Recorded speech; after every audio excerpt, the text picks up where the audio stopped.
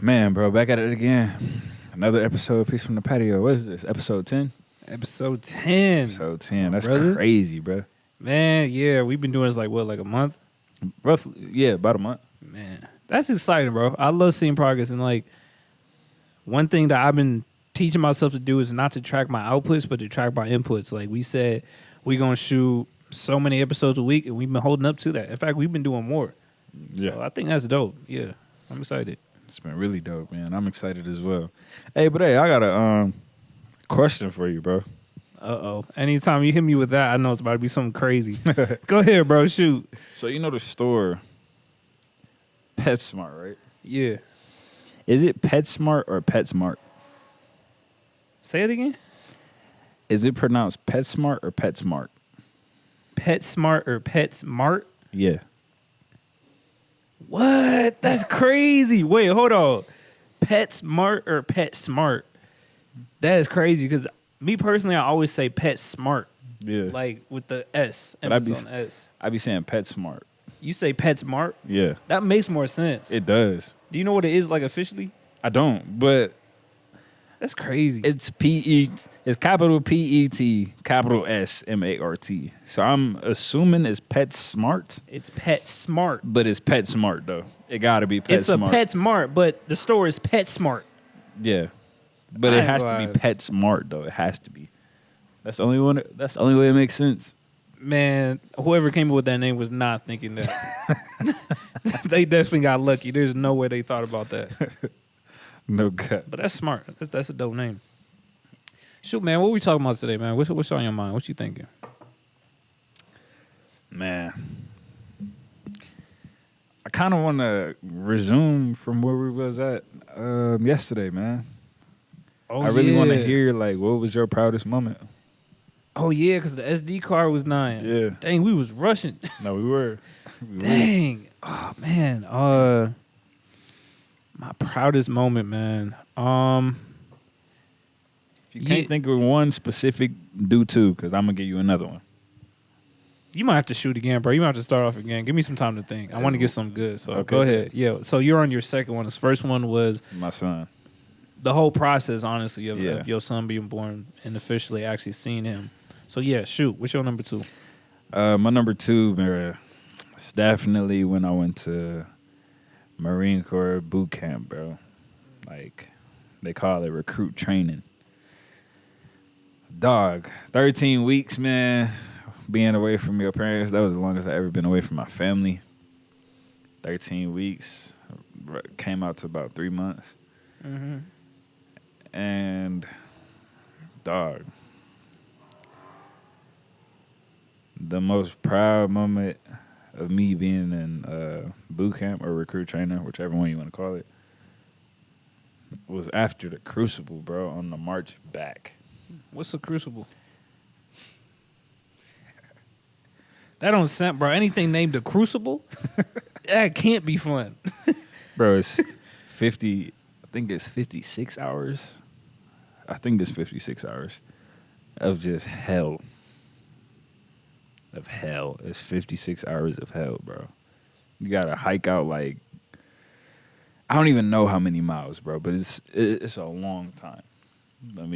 And we start up like 3:30 in the morning. Mm. And you go hike out, bro. I think during the whole Crucible, we may have slept like maybe 4 or 5 hours. Maybe 4 hours. Maybe. Mm-mm. And it was, dog, it's hell. It was 56 hours of hell. Mm. But yeah, bro, it's basically like a bunch of like team building exercises. Bro, I don't even know how to explain it. You just got to go through it. Yeah, I'm gonna let you have that experience.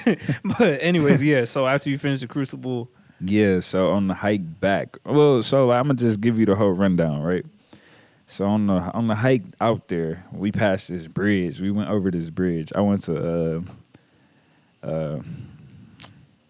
Paris Island, which is in South Carolina, Beaufort, South Carolina.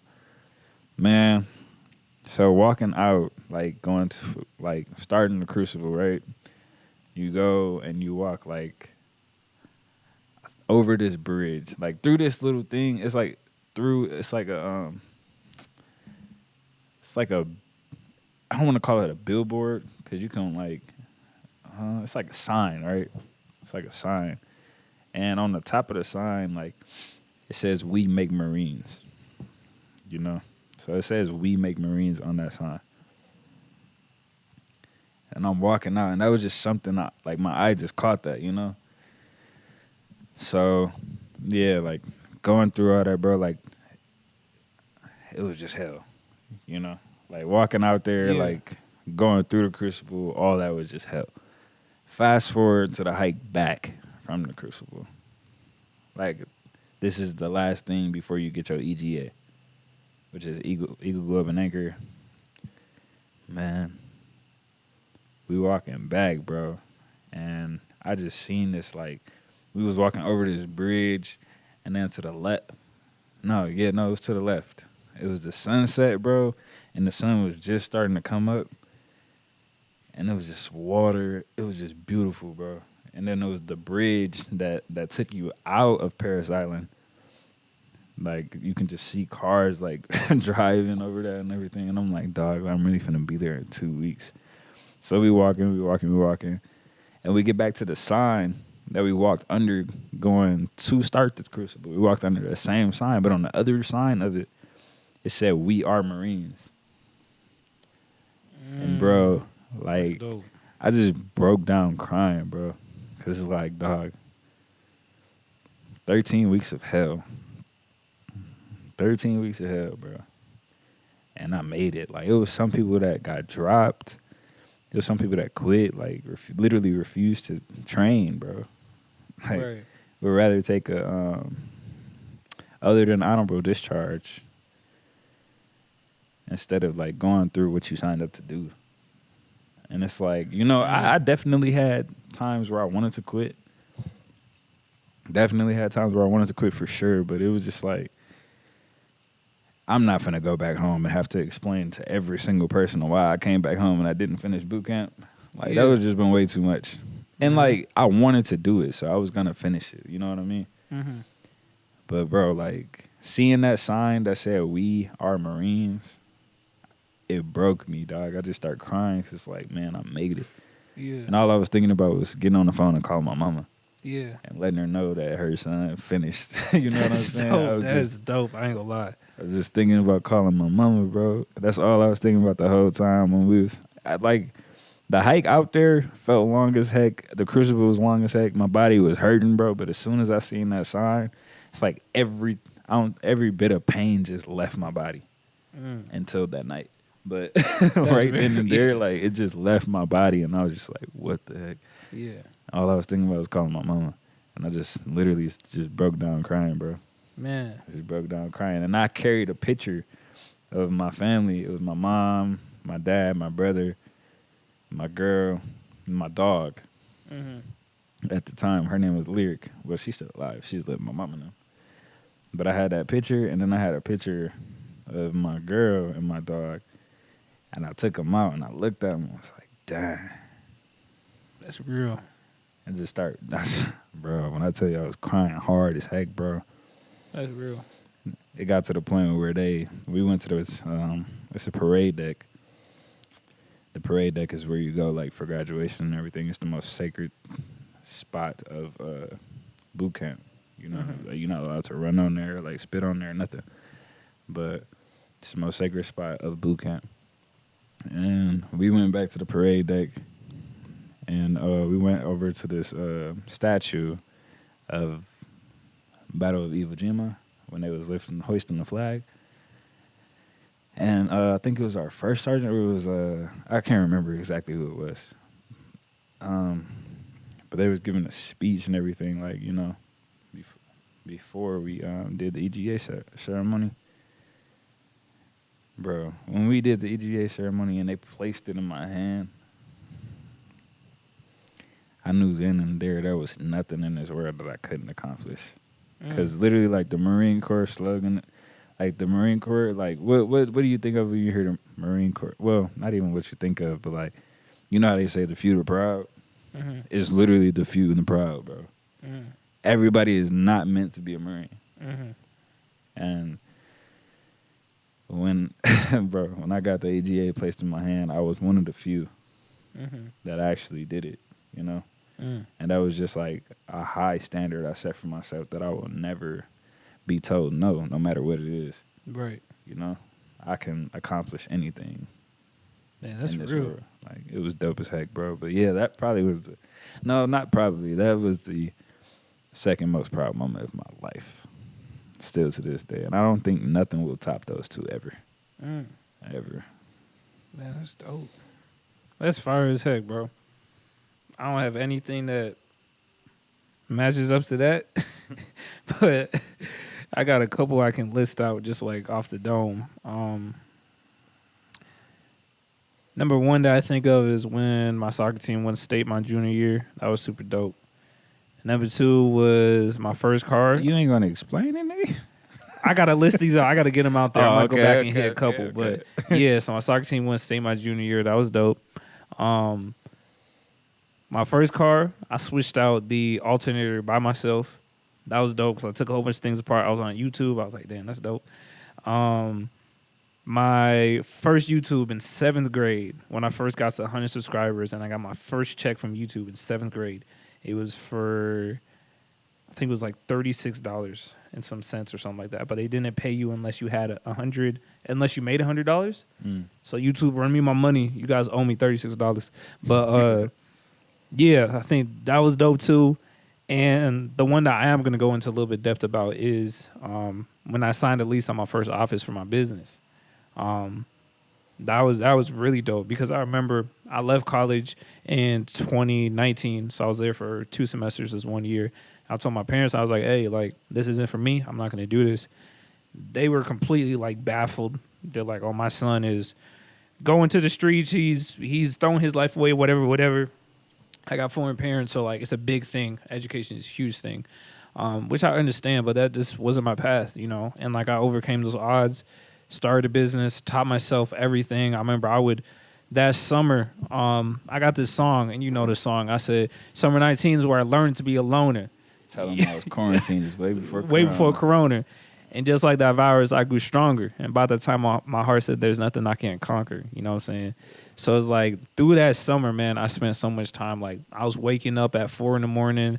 I was reading my Bible. I was going to the gym. I was trading, doing day trading.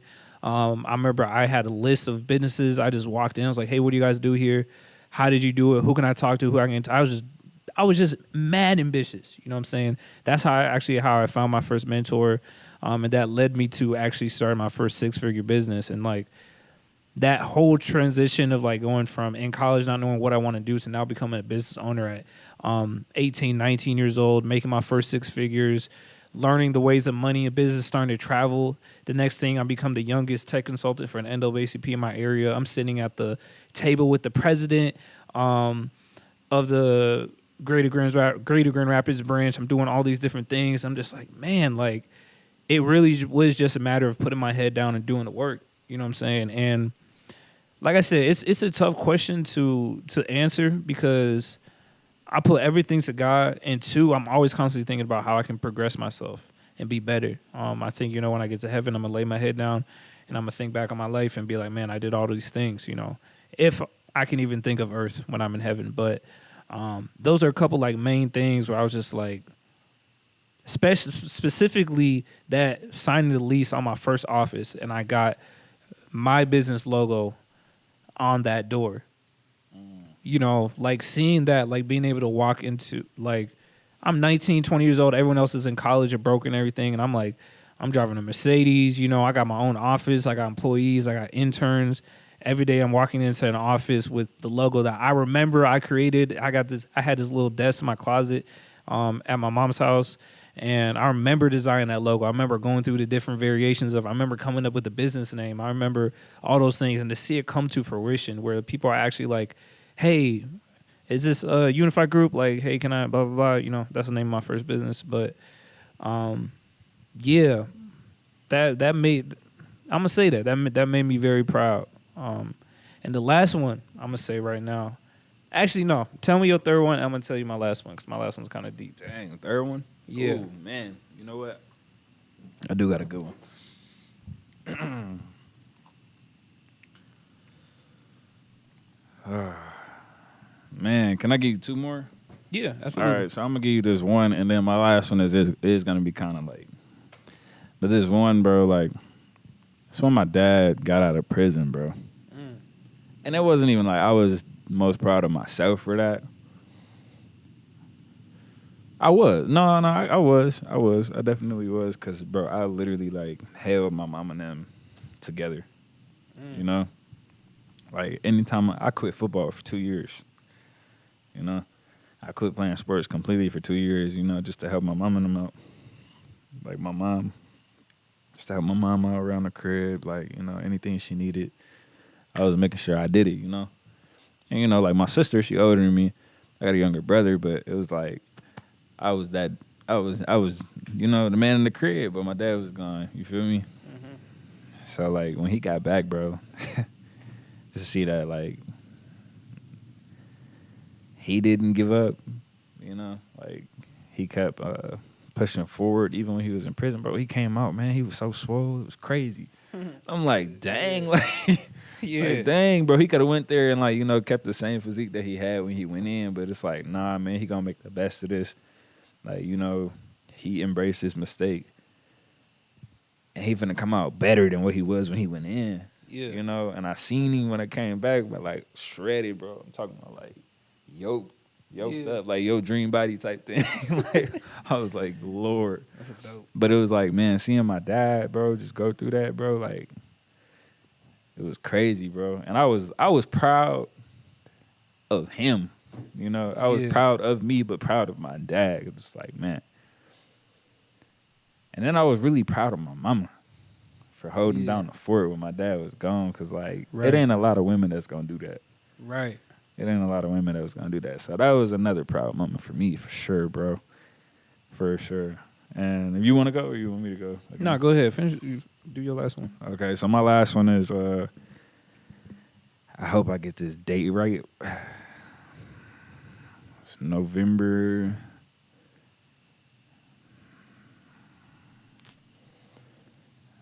Thanksgiving is on the 25th, right? You asking the wrong one. Yeah. It's on the 25th. Or is it the 27th? It's the 20 I think something, it's bro. the 23rd. Ain't the 23rd. November 23rd is Thanksgiving, bro. Christmas is the 25th. Yes. It's got to be the 27th. I think it changed every it changed every year. It's 20 something, bro. It's the 28th. What? Well, it's the 28th this year. It was the 23rd last year. It's a dumb holiday anyway, but anyways. Go ahead, Whatever, bro. but it was November something. I think it was like November 15th or something like that, bro. 2021. 2021. Yeah, it's 2021. Well, I came to church for the first time in 5 years. You know where I'm going. Don't do this, bro. Yeah. Hold on. Bro. Dang, I should have went before you. All right, go ahead. Dang. You want to go? Nah, go ahead, bro. Go ahead, because it's already on my mind now. Dang. 2021, man. November 15th. Came to church for the first time in 5 years, bro.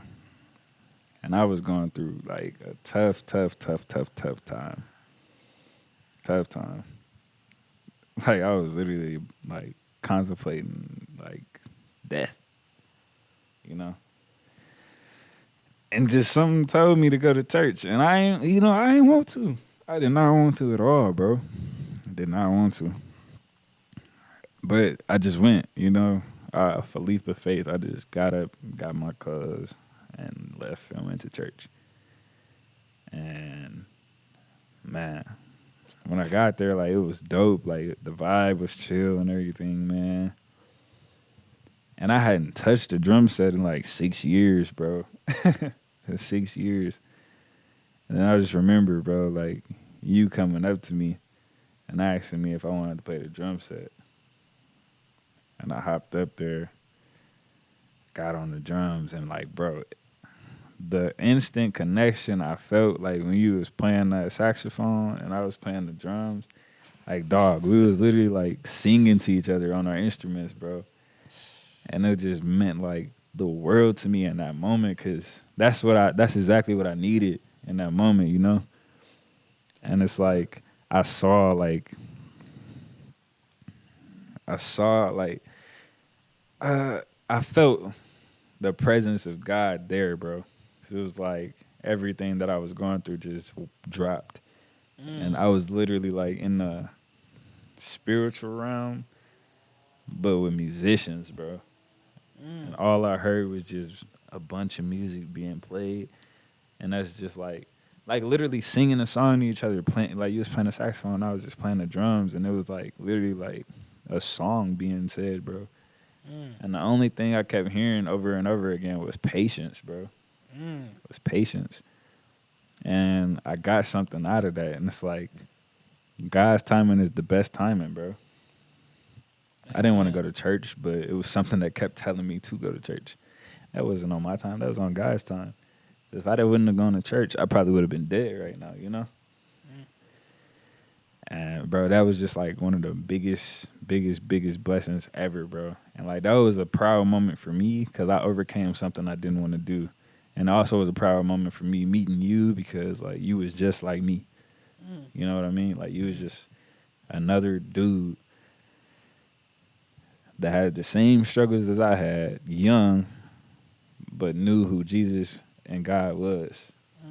And I needed that in my life. So that was a very, very, very proud moment for me. For sure. Man, this made me try to make me cry on this stupid video, this stupid podcast, bro. Damn, bro. I mean, I have this. That wasn't the one I was thinking of, but I have to agree with you on that, bro. Like just I don't know why, but that phase of life right there really sticks out to me. That's when things were going really well with my business, and some other things were going on. It was just an interesting highlight of my life, man. Especially like connecting with you, meeting you in that time. Um, I knew something was different about you. You know what I'm saying? Like I knew something was different about you. And as we got each interaction, like I feel like jumped our brotherhood like 5 years in comparison to other people. Like I feel like other people, I grow my brotherhood and friendship with them very slow. But with you, it was like by the second interaction, I was low key already saying I love you. Like I was like it was crazy. Okay. The third interaction, we buying each other food and stuff like that. Fourth interaction, we stay up all night making music together. You know, fifth interaction, we crying together about something. You know what I'm saying? No cap. It's like sixth interaction, we taking a trip across America together. No cap. So it's like, man, God knows what He's doing, and He knew what He was doing. Praise the Lord, man. And it's still just the beginning, as we always say. Crazy. Just the beginning. But yeah, man, I think one of my proudest moments, man, I can picture this very vividly. So you know, I feel deeply about my country, about where I was born, Haiti. Yeah. 2013, my father organized this what he called a heritage trip. My parents never really talked about or talked much about like their upbringing in Haiti and everything. I was born there, but I don't remember much because I moved from at a very young age into America, and all I knew from what they would tell us growing up was there was a lot of trauma. But I never was able to put like faces to the names they would say. I never understood stuff. All I remember is like as a kid, I would always be staying with like I would call my white grandma, white grandpa, people from the church who would take care of me while my family would travel back from funerals constantly, and I would be the one that's left. You know what I'm saying? Just never was able to go, and there's a lot of deep history behind that in my family line about just the men and boys in the family and whatever. But 2013, I was able to take a trip back with my family, and my parents took me and my siblings through the different parts of Haiti where they grew up and different experiences, and got to meet some family I've never met before and everything. And to cut that story kind of short, because like there's a lot of stuff that happened on that trip. I remember the day we were leaving. I forgot where we left from, but we were driving back to the Port-au-Prince airport, and we were riding in this truck, and I was sitting in the back of the truck, just letting my legs kind of dangle, just like watching as like we passed the road and everything. I'm just looking around, and I remember it feeling so peaceful. Um,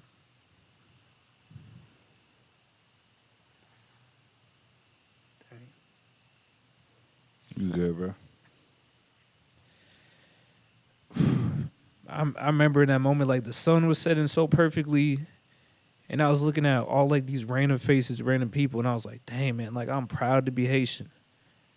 Like I'm proud to be who I am and my family."